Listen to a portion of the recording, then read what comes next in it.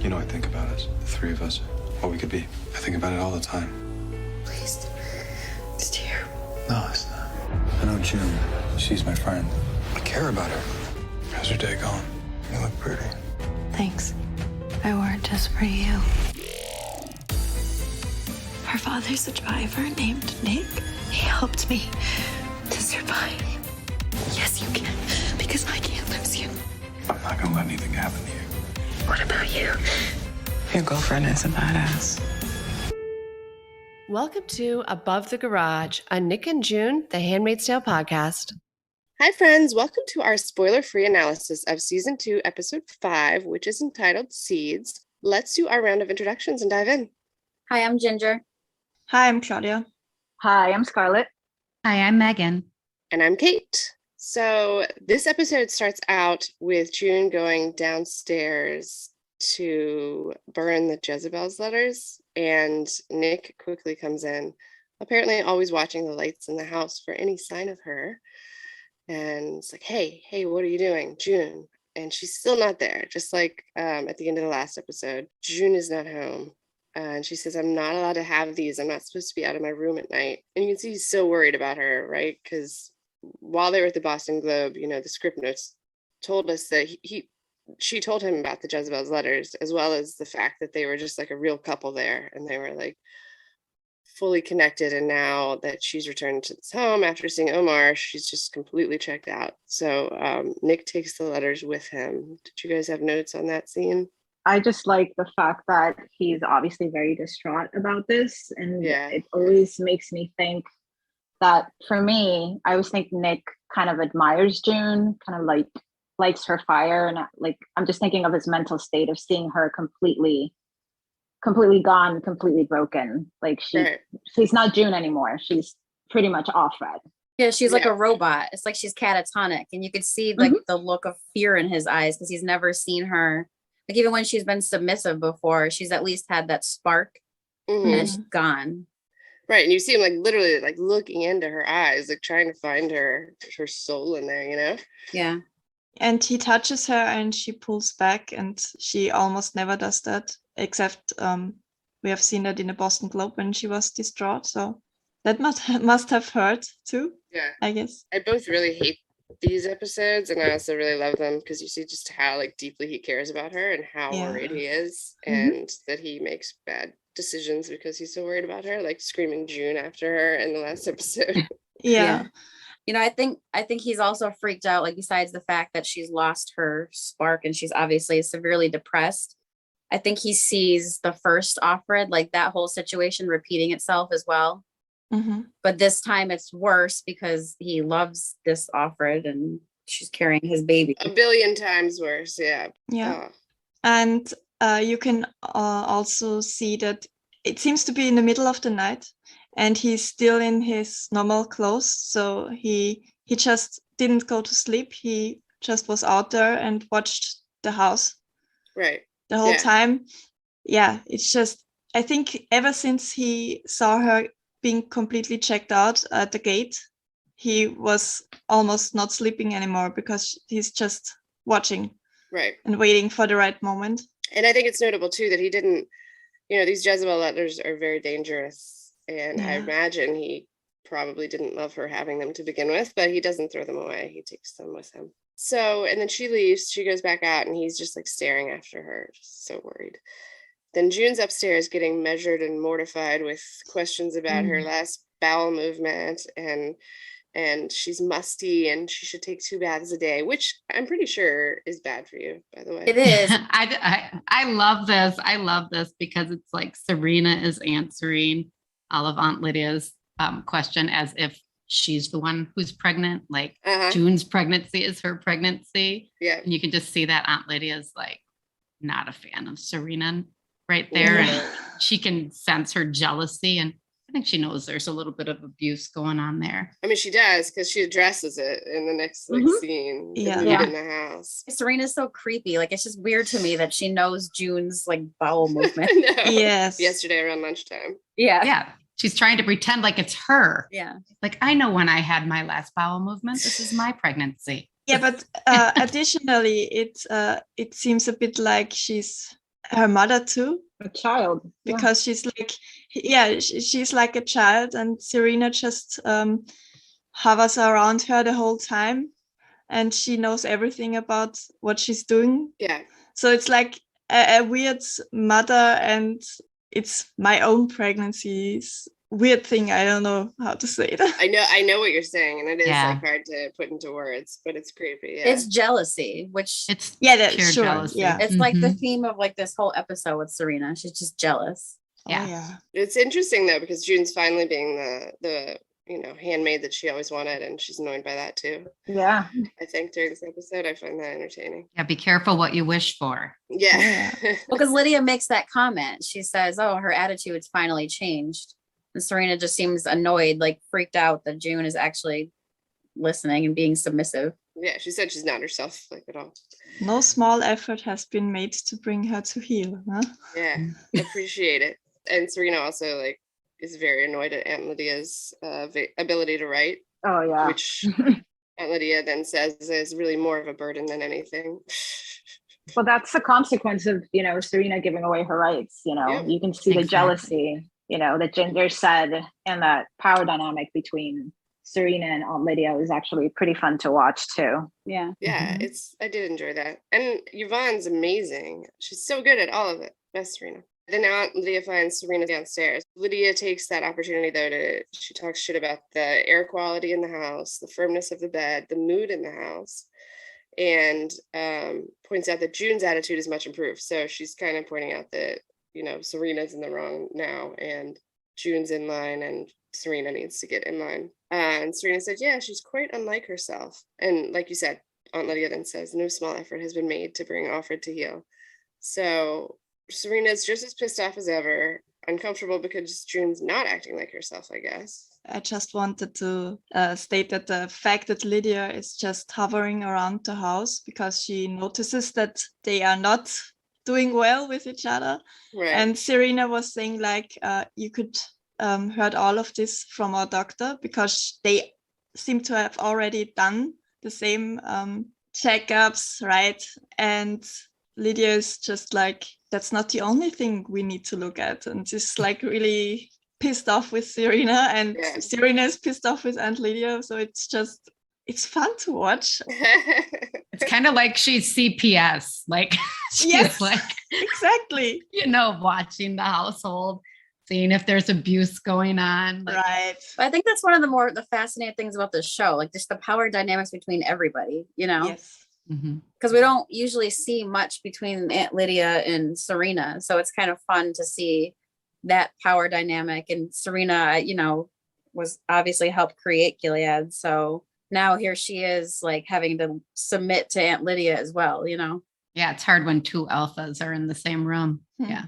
Oh, yeah. Then there's the fact that Serena asks Aunt Lydia if she wants to have tea after the checkup, and then they bitch around, and after that Aunt Lydia is like, no, thank you, I will go. And Serena's offended by that too. Yeah. And then there's a weird scene between Aunt Lydia and Fred. He's coming down the stairs and he asks how everything is, and she says the baby is good, which is presumably all anyone cares about. But then Fred says, and how about Offred?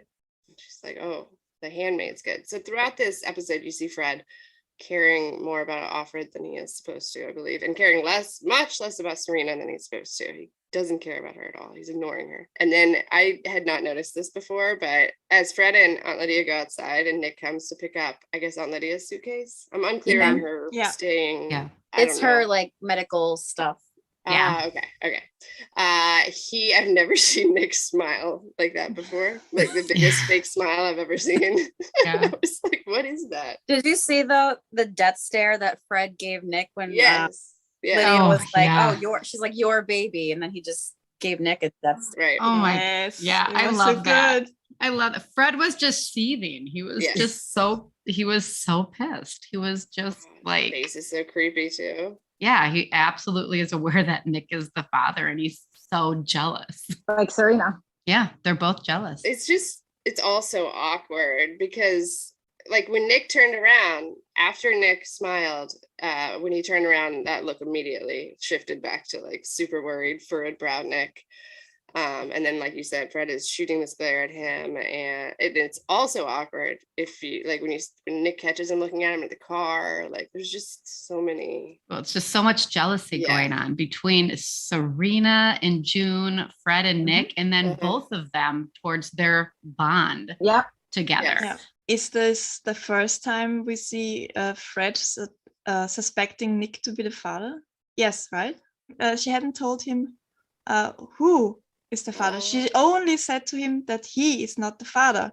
So he had to figure it out himself. And it looks like he's now slowly catching up with what's going on because he never saw them together at all. Yeah, but I feel like I didn't get the sense that this was the first time he suspected Nick. It seemed like he knew because Lydia said, I have a feeling the baby will be a fine boy just like his father. And then immediately he gave Nick the death stare. So I'm assuming either Serena must have told him or he figured it out before today or this episode. Right. It's fairly obvious, I think.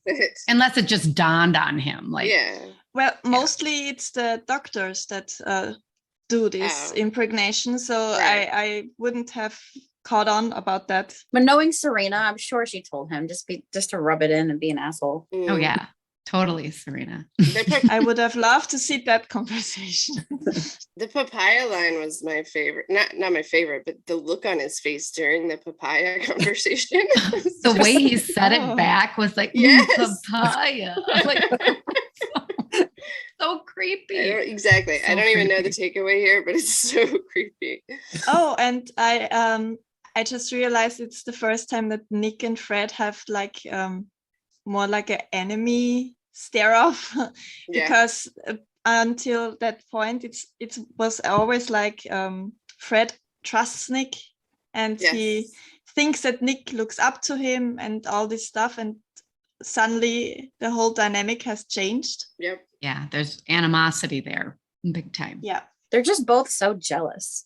Fred and I know. That's what this whole episode is. It's just jealousy and just how it destroys things. It just like they could just love each other and not be having to be so jealous of Nick and June, but obviously that's too difficult. So and it seems though that like later in the episode when Serena's talking to Eden that she would like that. Like, I don't know. I get the feeling that she would like Fred's love, and it's just not on the table at this point. I think that's why she's jealous, because she's kind of suspecting that maybe June and Nick have what she wants with her own husband, and she doesn't have that. Well, June has everything that exactly. she wants. I mean, even Fred seems to be obsessed with her, and Serena can see that. So she knows their connection. I mean, she saw them in the kitchen when June told Nick she was pregnant. So I mean, she saw the connection back then, Oh yeah. She created this world. I do not feel for Serena.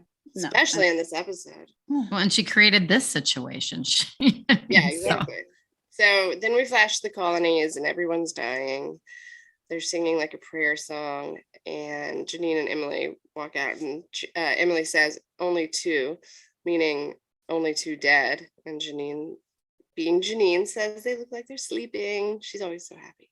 I love how everybody is like dying or dead, and Jeannie is just so like perky and happy. God, I know. Like the contrast. Yeah, but like it's too much. I'm with Emily here when she loses her shit. She just trusts God to help her again and again.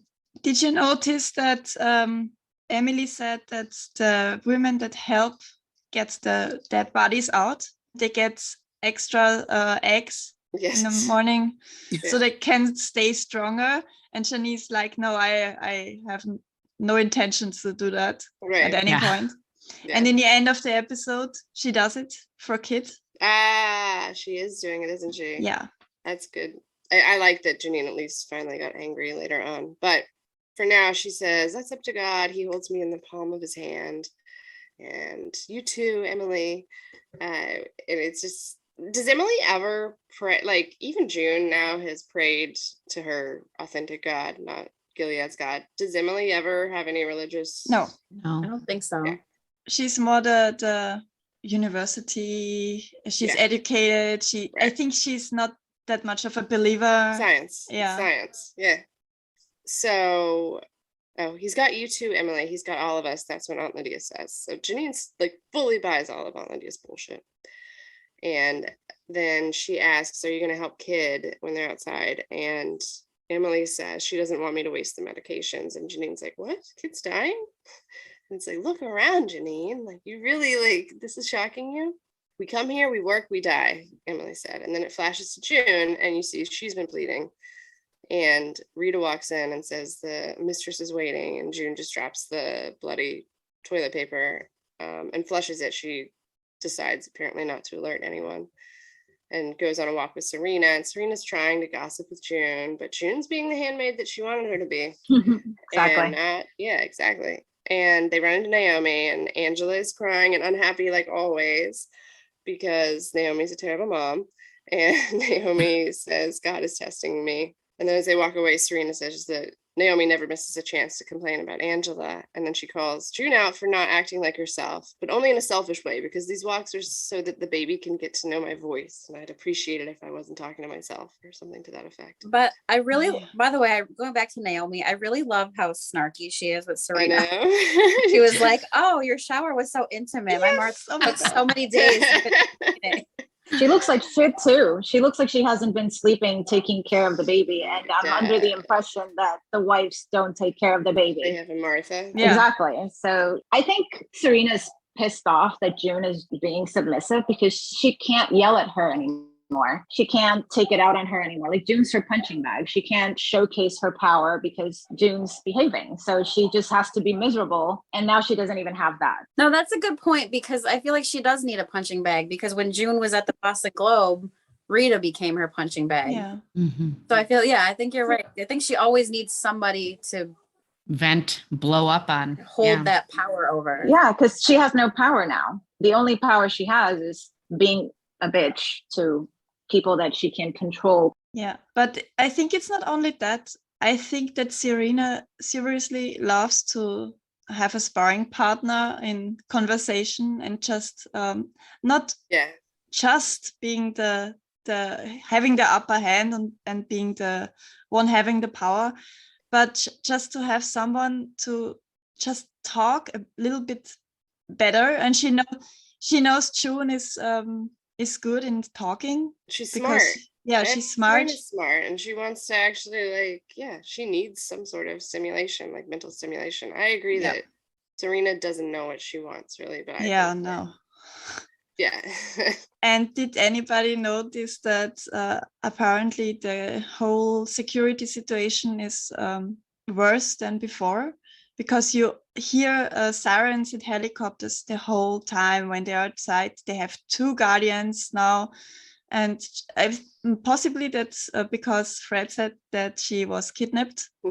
And they are still searching for the people that kidnap pregnant handmaids. Find those dangerous people. Oh my God, they're so stupid. Oh, yeah. Oh my gosh. So then they get back, and Nick is waiting for them, and he says, how's your walk? In like the most Nick-like way. I don't know why. This has always struck me. I love that he's waiting. Oh my God, it's the sweetest thing ever. And he just doesn't know how he's about to go about what he's about to go about doing. And I think it's adorable because he's so fucking worried about her. And it's another one of those situations where he's making decisions that are dangerous and risky for him. Yes. And he's not thinking because he's worried about her. Right. I mean, he's like insistent that she listens to him. Oh, yeah. I mean, he's insistent. He stops her, right? He gets right into her. I mean, he stops her in her path to plead for help. He steps into her way, yes. But my favorite part comes before that, when he starts to say he's Offred, and then he literally stops and shakes his head because he's like physically unable to call her Offred at this point. Right. Like, I love that micro moment. That acting from Max Minghella is amazing. Yes. His facial acting in this scene is just incredible. Like, you could see every thought on his face, you know? Yeah. Oh, it's amazing. In the whole episode, actually, I think he did, like, in the rewatch, I noticed, like, he did a really good job. Yeah. It starts with him, like, pretending to be happy when they come back. Right. And then he's, like, concerned. Then he's frustrated and sick of saying Offred. Yeah, because he literally looks ill when he says Offred. Yeah, totally. He catches himself, like he won't say it. Yeah, he's like, ugh. And he stops and starts over. It reminds me of episode 5 when she tells him, please don't tell me what to do. Yeah. And he literally never does. Because then she tells him, like, my name is June. And he literally never, this is the only time since then that he says Offred. And he can't even do that. Right. Yeah. And then after he gets out what he wants to say, and Serena just cuts him down, and he realizes he made a big fucking mistake here. Yeah. He looks down and is like, oh God, fuck. Yeah, backfired on him. I mean, he realizes that, oh no, I just showed my true colors. I don't think he knows yet, though. That was my impression. Well, no, but I think he realized that he outed himself because Serena, was like, the handmaid is not your concern. And he's like, oh my gosh, she knows I love her. Well, like, I think the key was when she says something about the concern. Yeah. She said the handmaid is not your concern. Yeah. I think that was telling. And then did you see his look afterwards? He's like, uh-oh. Like, you could see like that look. He's like, oh no, my mask is slipping.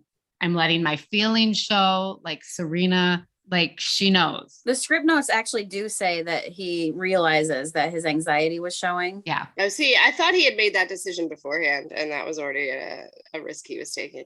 Oh, yeah. No, what I was going to say that I remembered, was that he says she doesn't have anybody to look out for her. And Serena says, it appears that she does. That's, I think, that's when he realized. He kind of realized that was not a good move, that he ousted himself. Yeah, exactly. Yeah. I think he probably thought he would just say, like, look, maybe she needs to see another doctor, as in like therapist or mental health professional. Mm-hmm. But then he takes it a step further, literally by stepping in front of Serena, kind of like getting, in her face about it. And I think that's when he realized. And then when she said that, it appears that she does have someone to look after her, then he's like, oh shit. And him stepping up to Serena like that really pissed her off, I think he touched her too, because it sounded like he was literally holding her back. Mm-hmm. And I wasn't sure about it, but it just sounded like he did hold her. I got that idea. I had that feeling too. Yeah.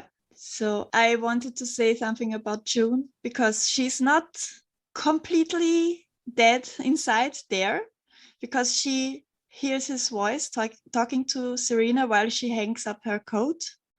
And she's like stalling because she hears him and she wants to stay in that moment, it looks like. Mm-hmm. And then Serena says, you can go to your room. And she's like, okay, good.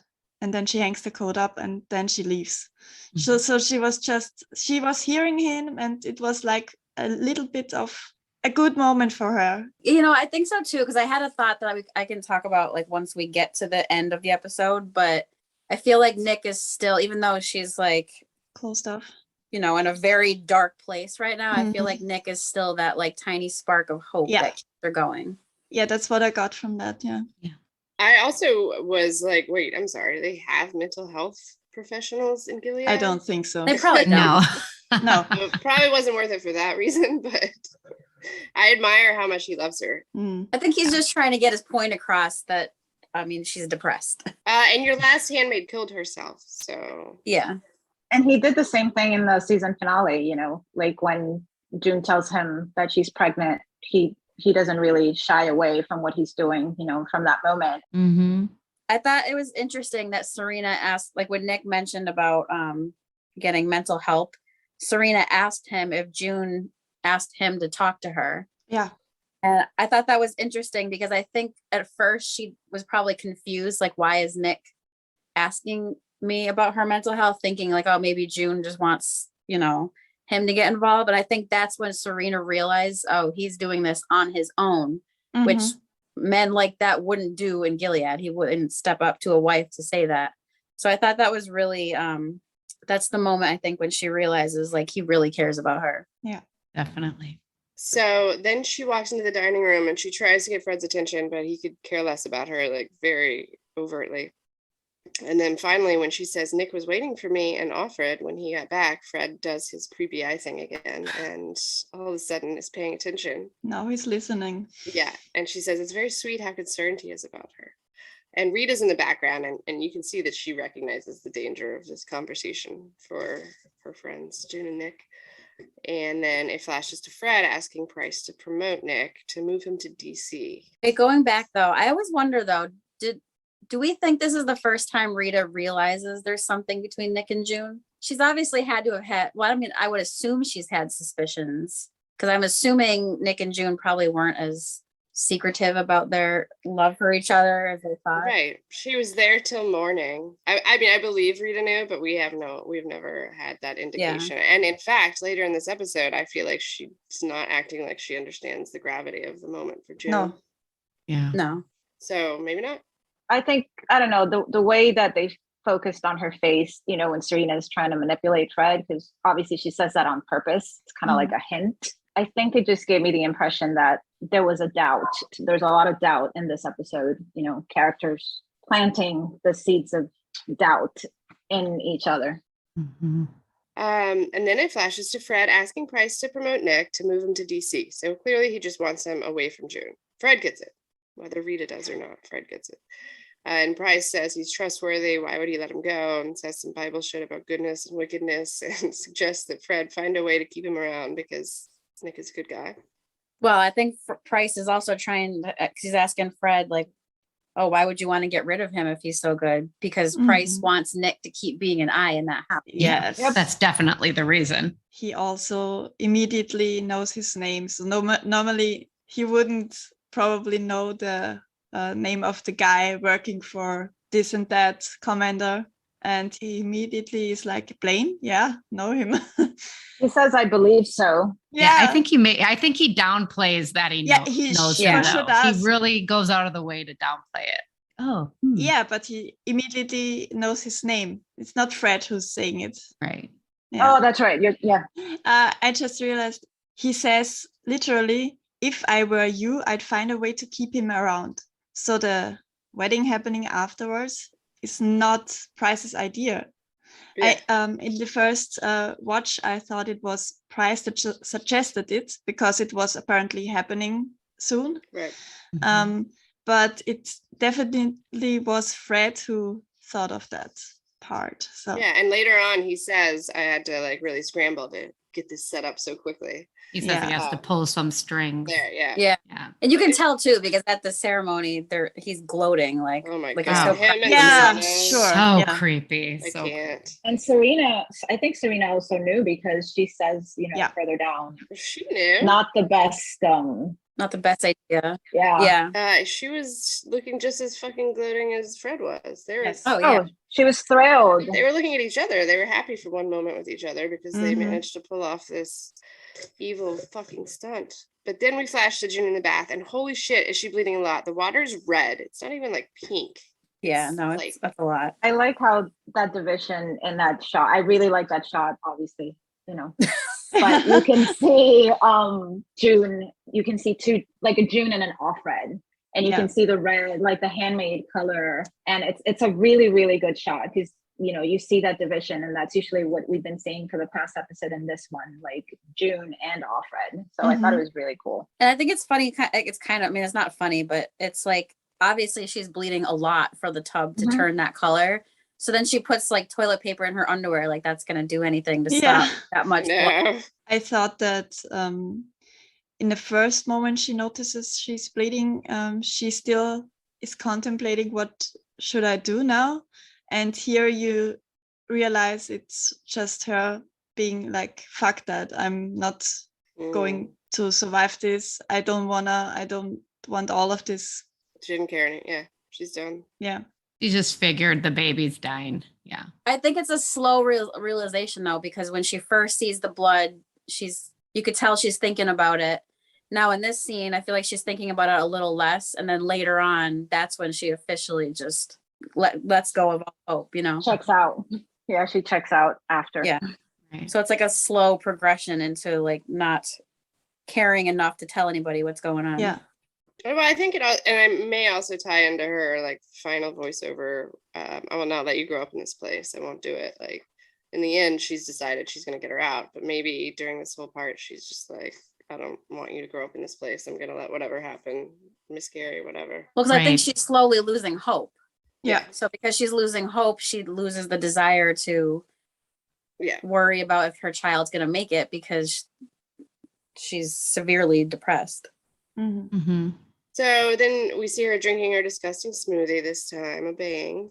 Serena's very excited to go to the Pravaganza with June, knowing what's ahead, and she makes fun of the word Pravaganza and Fred's creation of it, which would be funny if he didn't know it was coming.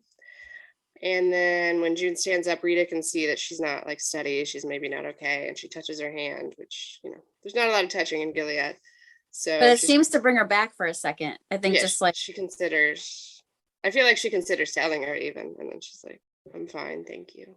But I think it's kind of a parallel to like when Nick touched June's arm in the first part when she was burning the letters. Mm-hmm. She seemed to come back for just a second. And then same thing here, like Rita touches her and she's like, it's like she snaps out of it just for a second and then goes right back into her. Do you think she came back when Nick touched her? I don't think he saw anything. I think for like a split second, she kind of like, that's when she looked up at him. Mm-hmm. Just for a second. And then she went back to being like a robot. Right. Scarlett and me watched this episode last night, and she pointed out the lighting. The lighting in the window, yeah. Yeah, and I thought about it today, what this might have meant, that there was just a ray of light grazing them, and I thought it's like there's somebody caring about her, right? In that moment. Yeah. And it's the same with Nick most of the times, because most of the times it's the lighting for them that shows that something beautiful is going to happen. But then June withdraws again and all the hope is lost again, I felt. Yeah. So now we go to the Pravaganza, and Price announces that they're honoring, you look around, everybody's there, they don't know why they're there, and then Price announces that they're honoring their most valuable guardians, and Fred looks very pleased with himself, so you know that we're fucked. And then Nick comes out and he looks at June directly, and he's confused then when they give him a box. He opens it and then he looks directly at June again. And that's when he knows, I think. Yeah. Oh, he knows. When he sees the ring, He he's looks like, sick. what? Yeah. Yes. But he's worried about her first, which is also telling. Yes. I think he's more worried about her. That's why he's looking at her that's like, what oh I my thought. gosh, she's already broken. This is, what is this going to do to her? Yeah. Right. And he's right to worry about that. For a moment, I was thinking about if he looks at Serena or June first, because we are being shown Serena's gloating look after he looks up. And I was thinking, like, if he suspects that Serena did this after what he said to her. Yeah. But then it's definitely June the whole way after that, down until he says, I do so.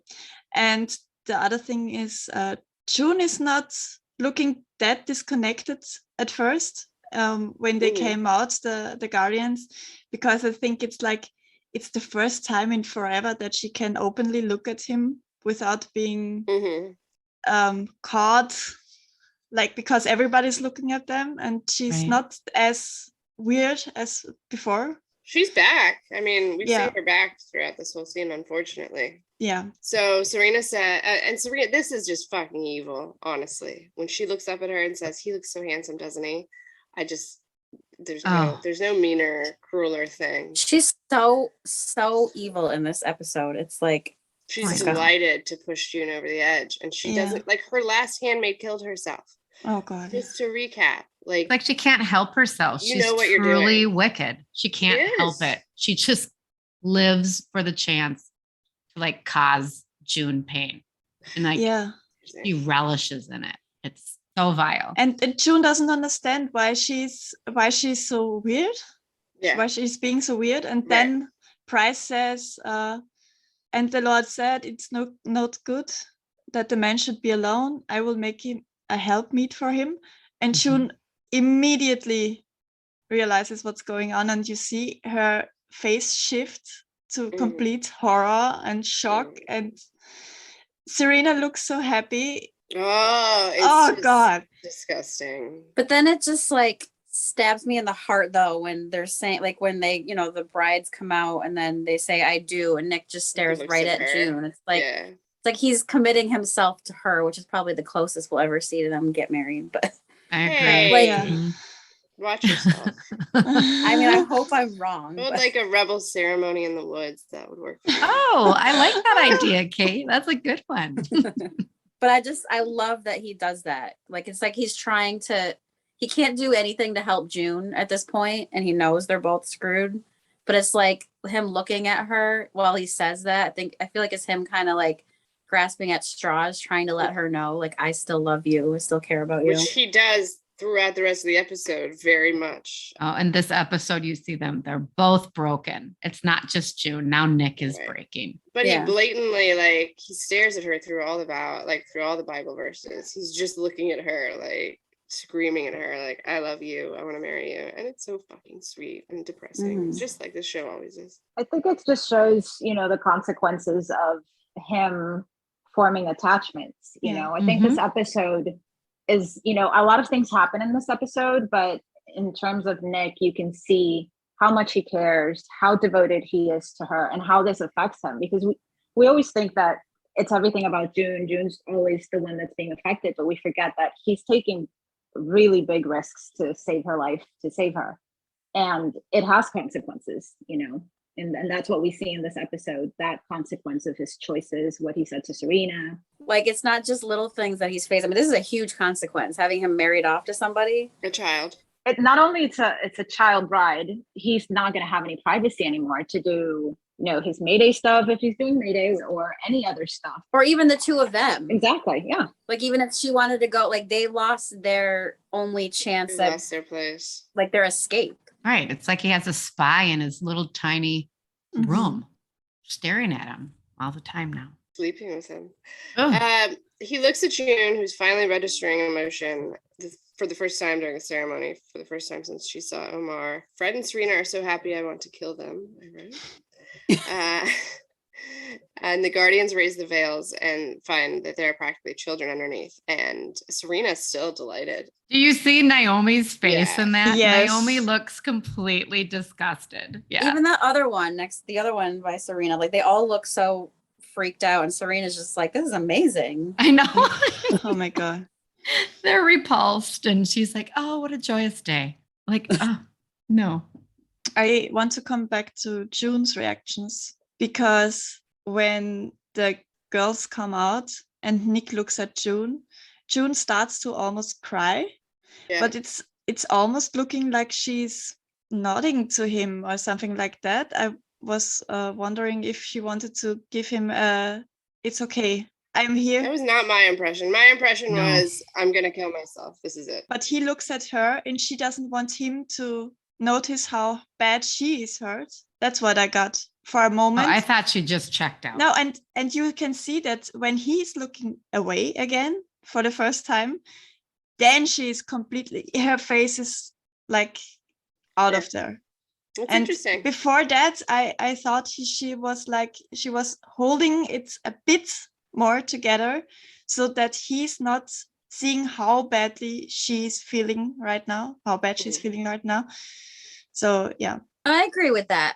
Because they do that. They try to protect each other. Yeah. They don't have much they can do for each other. Yeah. And after that, she can't even look at him anymore, because he is like trying to look at her when they are parading the couples. And she can't even look down anymore. And he's looking up the whole time, because she's completely checked out. She can't pretend to be okay for any second longer. Yeah. And of course, that's when Serena, the one time she's not happy during this whole thing, is when she catches Nick staring at June, trying to help her. Like, she's such, oh God, she's so evil. Oh God, the moment when June claps is so perfectly done, when the music is complete, the sound is drowned out, and you are feeling like you have to drown with her. Oh God. So well done. I think she was trying to disassociate, and she just couldn't. And I think that's like, the music is that, kind of trying to show the audience that. Yeah. And that's why she doesn't look at him anymore, because she can't disassociate if she's looking at him. I gotta rewatch it your way, but the way I took it was almost like Nick's sad head nod, like, all right, this is happening. This is it. My life's over. But I like your take, and I'm gonna go watch it. It just, whatever, to me, like, it feels like the final straw. Like, towards the end of that scene. She's done. Mm. This is the moment she officially, like, that tiny spark of hope is gone. Yeah, It's all gone. gone. Completely. And I think I already said this, but you can't tell me after this that Serena cares about a baby, because her last handmaid killed herself. No. And she's doing everything in her power to make that happen again. She cares much more about June's misery than having a healthy baby. It's disgusting that they did this because they were jealous, like Megan said at the beginning. Like they do this whole shit because they're petty folks and miserable themselves. Like, instead of working on their own relationship, it's like, how can we play with these two people and make them as miserable as we possibly can? Which is funny when like Eden comes in and they're like, "Oh, your beautiful home. I'm so honored to be included in your beautiful home." And you're like, "Yeah, just wait." Yeah, but I think Serena loves that because now she's got somebody who looks up to her and who she's got like a little toy to play with Eden. Yeah. I wondered too, though, why the handmaids around June aren't her friends in that scene. I don't have an answer for that. I just thought it was strange that it's not Alma and Brianna. I mean, some of them are not there, but they're all unknown handmaids to me. Maybe because they just wanted to focus on June, not be distracted by people we know. That's a good point. And then it flashes to the colonies, and Janine is loving the weeds and making a wish and blowing on them. And Emily is like, she keeps pushing this throughout the episode. How do you think God is looking out for you? And Janine says, he saved my life twice. There's got to be a reason. And then Kit collapses. And, well, why isn't he going to save her life? But the horse aunt rides in, and Janine gets angry, like, for the first time in a while, and says, I want to change my wish, and starts, like, hacking at the ground. When have we seen Janine angry? Well, when she was first caught, she was.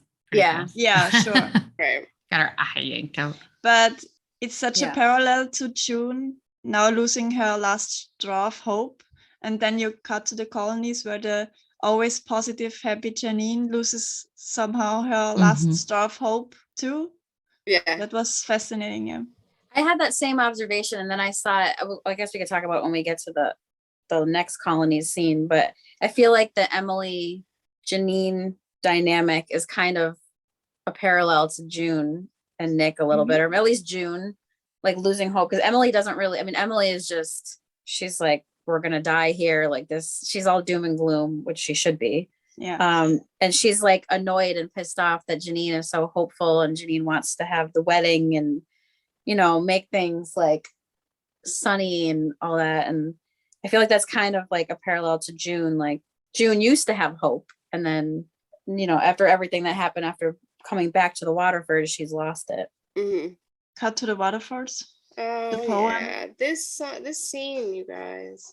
All right, so we cut to the Waterfords, and they're having a little marriage blessings, whatever. They're having a marriage celebration for Eden and Nick, but Nick is only looking at June, and he reads a passage that will always, for me, be a Nick and June passage, because that's their love right there. The description of their love. It's so accurate.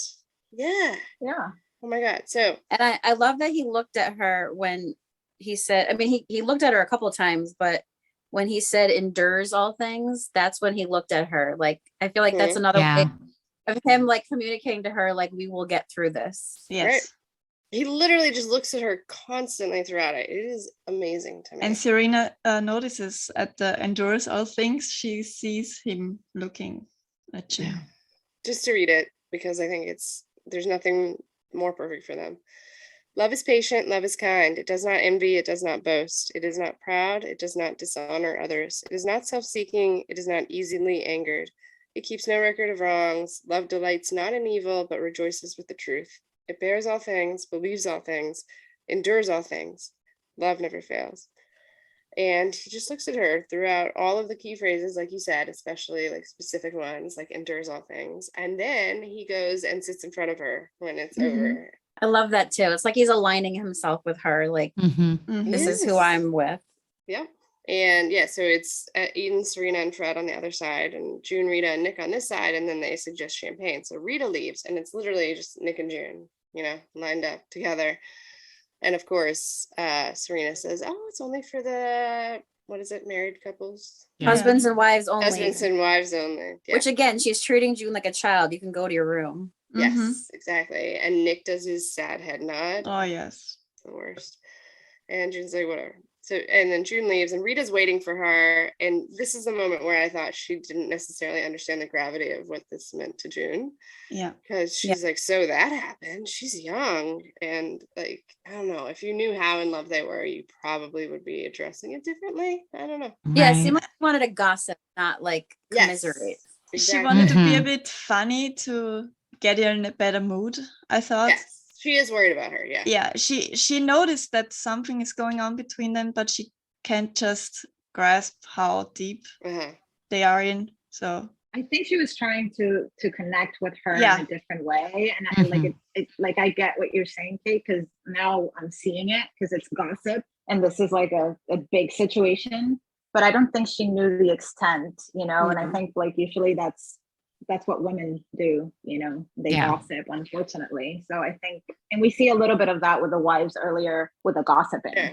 Even Serena trying to do that with June today. Right. I think if she knew, she wouldn't be like, oh, she's young, but no time to waste. Yeah. I mean, that would just be so crushing for June, like, oh, no time to waste. They better get at it and go make that baby. Yeah, she better not know because that hurts. Yeah, that was hurtful. Yeah. And Rita's not unkind to June. So I don't think she understands the gravity. No. And then, and she is worried about her. She offers her cinnamon milk, I think. But June says no thank you and goes upstairs. She puts her boots away and looks down where she appears to be like bleeding out. But she's done. She doesn't care anymore. And she goes to her windowsill, but she's not like sitting up strong like normal in her windowsill. She's just like collapsed onto the side. But did you notice though, before she did that, she noticed all the blood and then she went to walk out of her doorway like she's like, oh, I better go tell somebody. Yeah. And that's the moment right there where she's like, I'm just going to die. Yeah. Right. Because then she backs up and shuts the door, like literally shutting the door on help and life, reaching out. Yeah, she gives up. She gives up right there. Yeah. Because her last straw of hope just blew away. Yeah. Just got married. I mean, this was so predictable for Serena. It is unforgivable, right? Like, right. Yeah. Your last handmaid killed yourself. It should be unforgivable. Even if that hadn't happened, it was predictable. But in that case, it's unforgivable. But the last handmaid killed herself because basically she had a relationship with Fred and Fred like played with her mind and her heart, I'm sure. But this is so much worse because she knows that Fred is having a relationship with June, which is what he did with the first Offred. But now Serena knows it's worse because now she knows that June and Nick have a thing together. And she knows that June is pregnant with Nick's baby. So it's like, not only are you like screwing around with her mind like you did with the first Offred, but you're taking it to a whole new level where now she's in love with another guy who she's carrying his baby and you're still doing like literally going out of your way to destroy that. Right. And you're bringing another child, into the situation. It's just like Nick's like, hey, I'm really worried about June's mental health. And she's like, oh, okay, I know what I can do. I can push her over the edge and bring a new child and you and just like throw you all into hell. That will solve my problems. It's so crazy. Right. Like his only crime was worrying about her mental health. Like, that's not a bad thing in the real world, but I like how people, some people say Serena is a victim. And in a way, yeah, she is in an oppressed society that oppresses women, but she made this society. And she's going out of her way. This is not for her to survive. She's going out of her way to make these people miserable because she is miserable because of the things that she's done. Right. So I can't see her as a victim. I mean, I'm sorry. Like, I've read so many critiques that, women should, be together and not be critical of each other. But I'm sorry, if a woman is treating me like that and, taking away my rights and my liberty, I'm not going to be empathetic to her not being able to write or not having the power that she thought she was going to have when she sold her rights away. Right. And she doesn't need to be that evil because you look at like when Emily was at that house where that wife was doing everything she could to cancel the ceremony every month. Exactly. There you had a wife who at least was caring about her because she sees that she's a human and realizes how much this sucks. And Serena, like you said, just goes out of her way to not only like be miserable, but go to the highest degree of making June as miserable as she possibly can. That's because she feels sorry for herself. I mean, Serena, I think, realizes that she was used her ideas and it got twisted on her and she's pissed, so she just sits there and is a victim of her own making. I mean, she just is feeling sorry for herself. And she's also probably mad at herself because she likes to consider herself so above everybody else. And here she thought she was going to create this world where she could be a part of it. And that didn't happen. She thought she was going to have a hand at ruling over these people. I'm sure of it. She had no idea it was going to end up like this, but oh well, Serena. Yeah. What makes you so special, honey? Yeah. Like you're the only woman that gets to call the shots. No, that's not how it's going to go. And all she wanted was a baby. And now she finally gets one, but it's not really her baby. And the woman who is carrying it is like, not only does June get to be pregnant, but she gets to be in love with this man who cares about her. And they have a relationship that Serena wanted. So it's like, not only is she she doesn't have power. She doesn't have control. She doesn't have her own baby. And now she doesn't even have like a relationship with her husband. Yeah, she has nothing. Like the handmaid who should have nothing has everything to Serena. Yeah. Oh, yeah.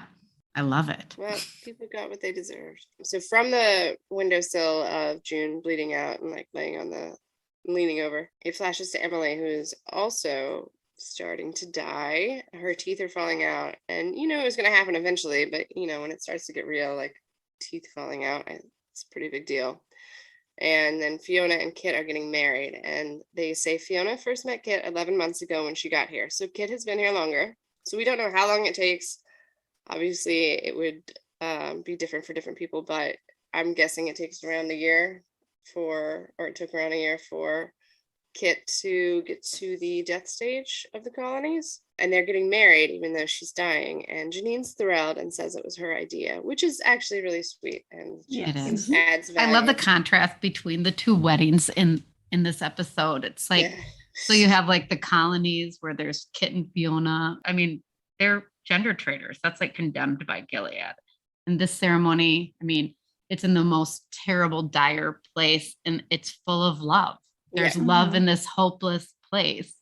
And then meanwhile in Gilead, you have a bunch of men marrying like little girls in a loveless ceremony that's completely celebrated by Gilead. It's like so twisted. It's brilliant how the show does it, though. I love the way they put these things against each other in every episode, and you're like, wow. Yeah. And it angers Emily finally. Like she's been like getting annoyed at Janine this whole time, like, how can you still believe, etc. And now she's like tears her out of there, drags her away. What are you doing? I'm trying to keep you alive, which is a very Nick to June line. And that's where I thought about this kind of being like a parallel with Nick and June a little bit. Because of that line and the fact that Janine still has hope in this hopeless place and Emily has lost that long ago, and kind of shows, like, kind of compares to how June is hopeless and Nick is trying so hard to get her to keep enough hope to keep going. And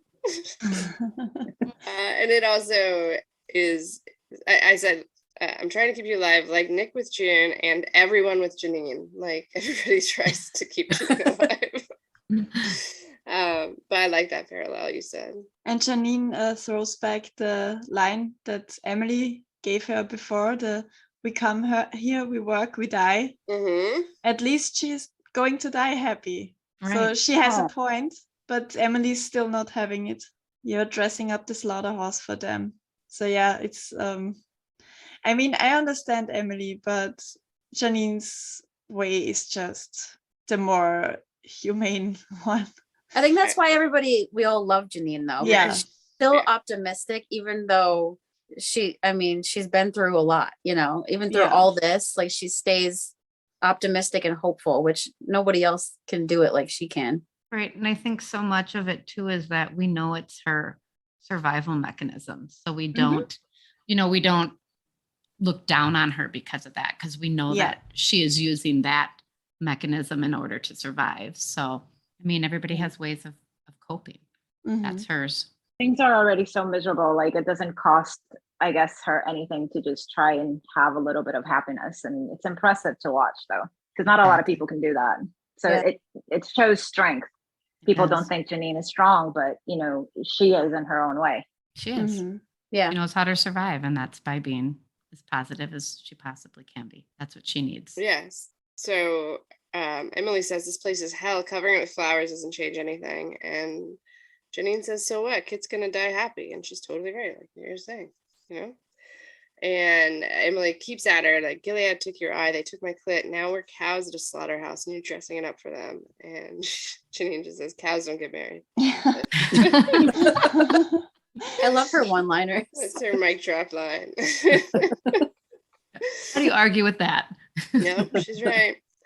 Then we flash to Eden, and she's in Nick's apartment, and she's telling Serena, you have a beautiful house. I'm so honored to join your blessed household. And Serena asks if she said goodbye to her mom, and she reveals that we have a farm west of here in a real small town, Westminster. And then Serena asks if she knows what to expect tonight when she lies with him. And then she starts saying, I presumably a Bible verse, but also let him kiss me with the kisses of his mouth, for thy love is better than wine. And Eden says, lust is a sin. And you can tell when Serena says that line that she's saying it wistfully, like she wishes this was her relationship with Fred or whatever, that she had love, right? Right, it's her jealousy continuing. Yes, exactly. It's sick that she's pushing sex on a 15-year-old girl. I just wanted to say that. Out of spite, you know, like she wants that to happen because she knows, you know, that's just going to push both Nick and June towards, you know, deeper in the fucked up scenario that they are right now. It's so fucked up. Serena looks so happy to prepare a 15-year-old girl to have sex with a way older man. And I'm just, and she's talking to her like she's her daughter. Like she treats June like a child, like go to your room. But then she's talking to Eden like she's giving her the sex talk. There is no redemption for this woman. You can't. This is the episode. Just she's piling up shit. Yeah. Oh, it just creeps me out because I have a 14-year-old daughter, and I can't imagine talking to her like that. And it just is really, it's disturbing. It's very disturbing. This whole arc is so disturbing to me. It's justifiable, air quotes, you know, because that's what used to happen centuries ago. You know, I know, yeah. A girl was menstruating, you know, she was good to get married and, you know, go onto the earth and populate the earth and all that, you know what I'm talking about. Yeah. And even in this day and age, in other countries, this still happens, you know, girls get married off. So I was really shocked. Like, I couldn't believe that I was still getting shocked by the things that happened in this episode. And when the girls came out, I was like, disgusted. It's one of those episodes that you kind of like need to take a shower after you're done watching it. But but it's not justifiable. Like, I know you're not saying it's justifiable. I know that. But it also, like, quote I know, totally. But I'm just saying, like, as Serena, who has grown up in our society her entire life, till, you know, a few years ago when this happened, you cannot tell me that, I don't care what biblical quote or history that you've read, if that does not, like, just crush you to your soul to see a 15-year-old married and forced to have sex like that, then, like, you're just pure evil. But it shows you how much of a narcissist she is, because she's quoting that Bible verse about kissing and is thinking about her and Fred. She's still not registering that this is a 15-year-old girl that's going to sleep with somebody who's more than 10 years older than her. The crisis in front of her. And again, she's using her as a pawn to drive a wedge between Nick and June. So, like, again, just this, it doesn't register with her. Like, it's like she's not capable of realizing, like, the monster she's turned into, or maybe has always been. She is irredeemable to me after this episode. And we know that Nick is not going to go through with it that night, but all I could think about after that was that there were so many young girls that were wedded off on that day, partially even younger than Eden was, because some look, some of them looked 12. Yeah, and some and many of the men were even older than Nick. Way older, for like, sure. Way, like it could be like 40. And it is just like I can't cope with this. I needed a moment after this episode because this was just so freaking disgusting, and the fact that Serena was not bothered at all. Not I see that she wanted to get Nick married off, and blah blah. But don't you care about this child? Yeah. She didn't care about any of this. No. It's like it didn't register at all. No. No, it's like she thought it was a blessing. Like she's like, this is amazing. It was just really creepy. Yeah. Because then Eden says lust is a sin. Yeah. But then Serena's like, well, it's between a husband and wife. It should bring you closer, which again, she's just thinking of herself. Well, she's trying to drive a wedge between Nick and June because obviously there's lust there. Right. Mm-hmm. So, but then also she thinks about the fact that Fred says to her in season 1 that like Serena's the one who brought lust into the house because she wanted to make love with her husband, which so it's like you get her jealousy. It's like a big, huge blinking sign right here. Well, and it's so funny that they think that this is going to make Nick like, if Eden is lustful and like how she wants her to be, that he'll be so Nick won't, he'll be so into it. Like this hot little 15-year-old. That's how disgusting Serena's thinking. Like Fred would be. She's gonna, and both of them, that she's gonna seduce him and he'll just forget about June because he has this young 15-year-old ready to go at any minute. Yeah, but the sad part is that but I can understand why she'd think that, only because look at how many of these commanders fall for their handmaids. Yeah. You know what I mean? Like they're all obviously creepy, gross, disgusting guys. So and sadly, I guarantee you most of those guys who married those children in this episode probably are excited about this. Oh, I know. So it's like there's so many levels of disturbing that it's like it makes fun of. Oh, I just can't even. It. Especially because Gilead is making them completely sexless before. They have no way to really, I don't know if the guardians are even allowed to go to Jezebel's or something like that. So they are completely dried out, if I can say that. Yeah. And then they push the young girls in their arms, and it's like the most craziest thing. Yeah. All right, Gilead sucks. Yeah. We shall move on. It's so awful. And then it goes to Fred and Nick, and they're, I don't know, hating each other while trying to pretend to talk. And Fred says a good woman will lift you up, and they toast to good women. You'll see, though, which he said you'll see after that, which made me laugh. So I'm like, dude, he already has a good woman. He knows what that's like. I like that dynamic in that conversation because they're sitting face to face. That's kind of like a power dynamic, and they're in the same level, even though Fred is still more powerful than Nick. Nick is still a guardian and a driver. But the way that the scene was shot, it was interesting to me, especially because it's Fred the one that brings Nick the drink. Like Fred is serving Nick. So I thought it was interesting. I don't know if that has anything to do with anything else. It's just weird to me the way they filmed it like that. I'm sure they did it on purpose, though, just to show that power play. Mm-hmm. Yeah. Did we see Nick drink ever? Oh, did he drink here? Right? Because no, he didn't. He never drinks, I know. And I thought that was the first time that I was thinking like he needs a drink. He should drink. Oh my gosh. But even then he's like only holding the glass and not. Yeah. And then Fred said, I'm glad this could be arranged so quickly. So we know it's him. I had to fill a few strings, but I couldn't miss the opportunity to show you how much you've done for me, which is basically just like, fuck you. Like, And then he calls, you're on your way now, son. Gilead values the family and rewards those who live by those values. And then Nick hits him back with, by God's grace, I'll have a child of my own someday, sir. There are the script notes. He didn't say that to get back at Fred, but he was really showing that he's below him. His belly, is that where it says that? Yeah, he was showing that he accepts that he is the donor and that this is Fred's child. Yeah, I don't like that. I don't like that. I know. It's like he submitted to it right there. I hoped it was a clap back at Fred, but when I read the script notes, well, we know that sometimes things change between the script and the scene, but okay, that's a valid point. I liked it more as a fuck you, I'm about to have a kid in like 4 months. That's what I thought it was, the clap back. Yeah, I did too, but the submitting thing makes sense only because realistically, like the way this goes is the handmaid has the baby and then it's Fred and Serena's baby. So like at this point, I'm sure Nick is realizing like, okay, now I'm married. Now they married me off. Like realistically, I'm not. It's not like June has the baby and he gets to raise it. You know. I disagree. I'm just saying, like, I don't think that he's standing down in this episode. I think he's standing up for like them. I hope he didn't, but I didn't see it, especially because of the power dynamic there. Yeah. Like, I didn't read it that way, but I could be wrong.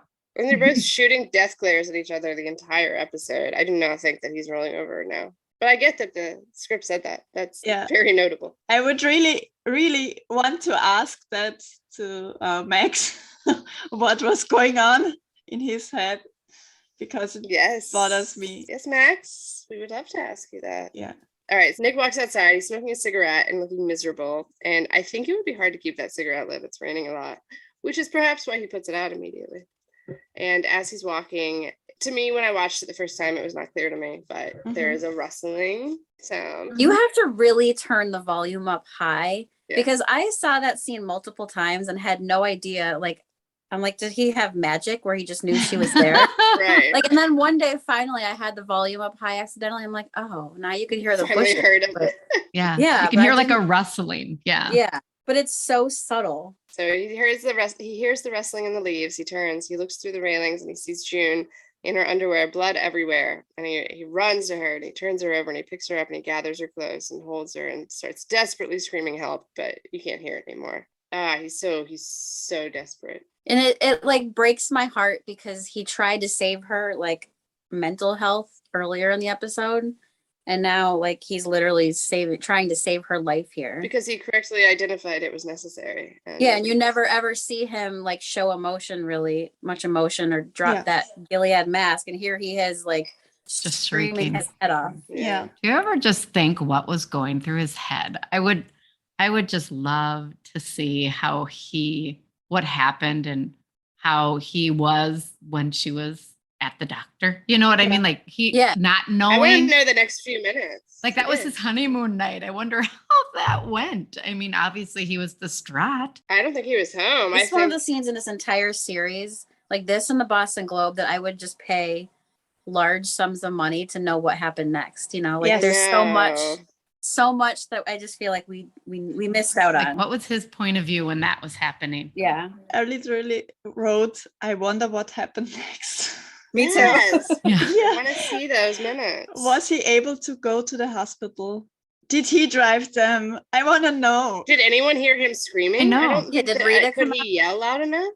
It's raining so hard. No, they muted him. We don't know. No, but I mean, like, just like what you're saying, like in the next few minutes, I want to know, did someone hear him? How did it go down? But I wonder what his original impression was of finding her on the floor. I mean, I'm pretty sure that when he saw the blood, maybe he thought she was dead, thinking back to the other off-ed, that he had, had killed herself. So he probably would have felt like a total failure. Like, I fucked up again, you know? Didn't save her. Right. This is the second Handmaid. Yeah. And I also noticed, though, when he picks up June, you can kind of see her arm move, like she's trying to put it around his neck. Yeah. It's like she's trying to reach out for him. It's the only sign of life. Which again makes me wonder, like, what is he thinking? Like, what is she actually trying to say something? We don't know.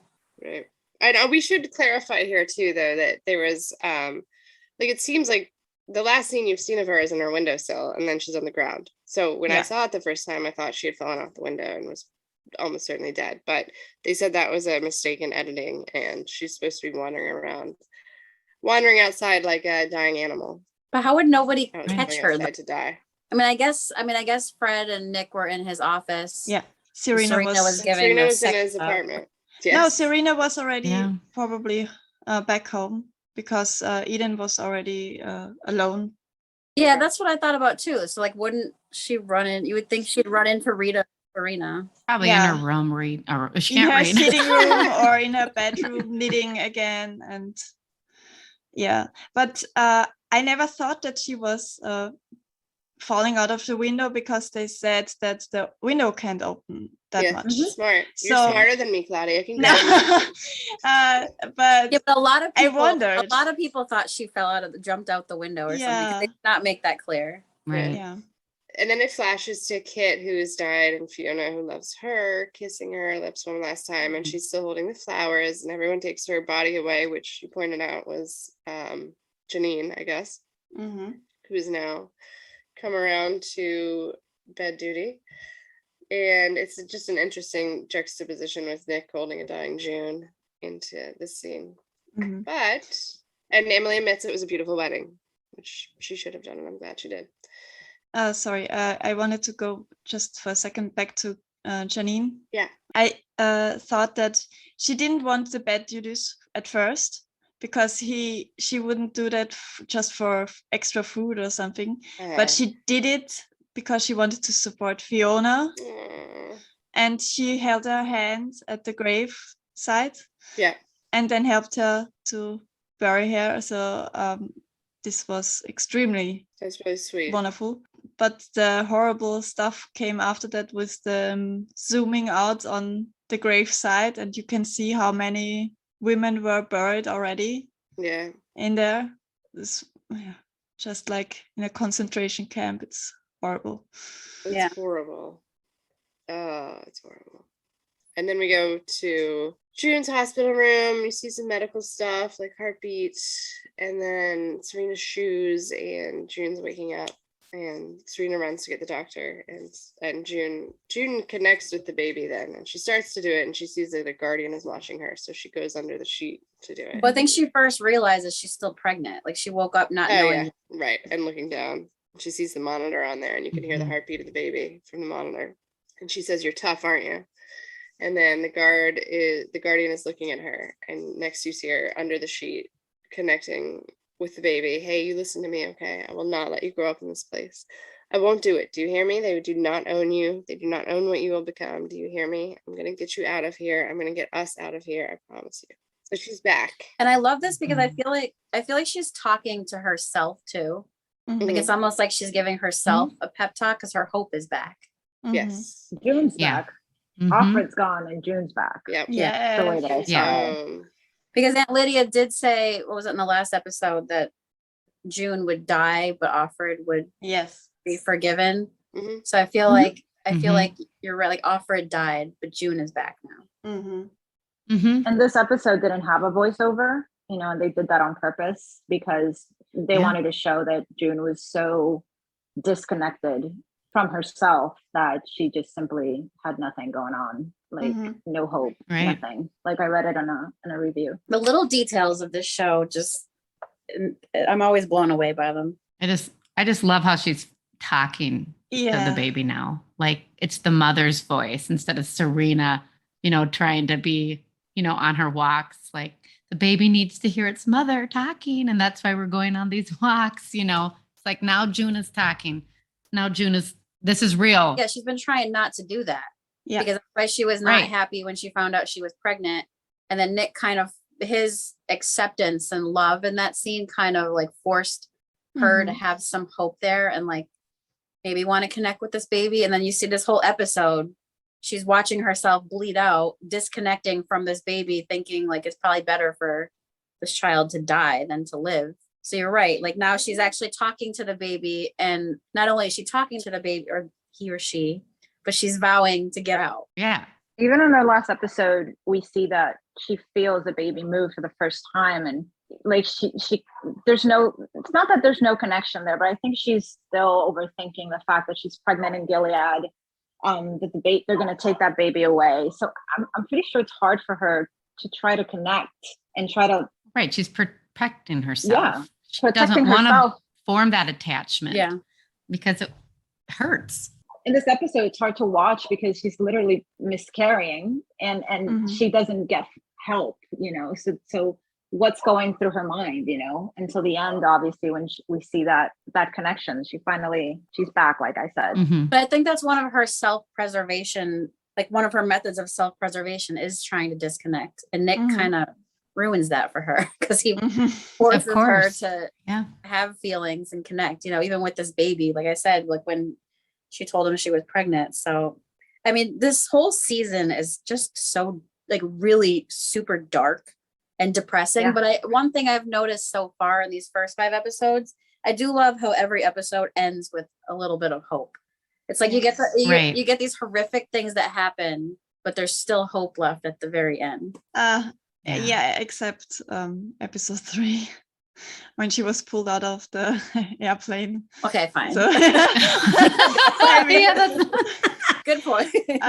but I was really happy that again they didn't give us a cliffhanger. Yeah, they showed us that she lived, like they did with Janine. I really loved that because most series make you wait for another week.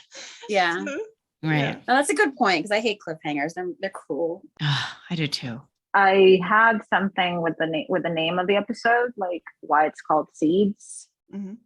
You know, seeds. I always thought of, you know, how you plant seeds of doubt. And throughout the episode, we see like all the characters kind of planting those seeds between each other and manipulation. Like in the recap, when I was watching with Claudia, the recap goes back to the scene where June sees Nick after she's brought back to the house, and it pans to Serena, and she has this face, the same kind of face that she had in the season finale. Like she's wondering what's going between them. And for a second there, Claudia and I were back and forth because I'm like, does she kind of know that maybe Nick had something to do with her being quote unquote kidnapped? Or is it just her realizing that, you know, there's more feelings there? There's also that doubt that Serena is planting on Fred about, you know, the walk, and it's how cute he cares about her so much. There's the doubt being planted on Rita. There's also the doubt between Fred and Price, how they're manipulating each other and like, well, maybe you should keep Nick here. So I'm thinking that maybe that's why the episode's called Seeds. I don't know. That's kind of like what I put together. I don't know what you guys think. I agree with that. Mm-hmm. Yeah. I wanted to point out that this episode was written by Kira Snyder, and she also wrote Jezebels, which is Nick's backstory. It's interesting to me that, you know, even though a lot of things happen in this episode, we get to see a lot of Nick's in terms of his character and how his decisions are starting to affect him now. In Jezebels, he says, you know, the line, it's best not to form attachments. And, you know, he clearly does form attachments. And this is the effect of creating that attachment to June and trying to help her. So, you know, it's something that I like about Nick's character and analyzing Nick's character is that if you put the pieces together, you can figure out that he's not a bad man. And, you know, we've already established there's good people in Gilead and there's good men in Gilead, and Nick is a good man in Gilead. So I like how both episodes kind of put those things, you know, on the table for you to analyze and try to understand his character. Okay, I think that's a wrap on our spoiler-free analysis into season 2, episode 5. If you're a longtime fan of the show, come back on Wednesday to check out our deep dive into this episode. Thanks for listening. Bye. Bye. You know, I think about us, the three of us, what we could be. I think about it all the time. Please. It's terrible. No, it's not. I know June. She's my friend. I care about her. How's your day going? You look pretty. Thanks. I wore it just for you. Her father's a driver named Nick. He helped me to survive. Yes, you can, because I can't lose you. I'm not gonna let anything happen to you. What about you? Your girlfriend is a badass.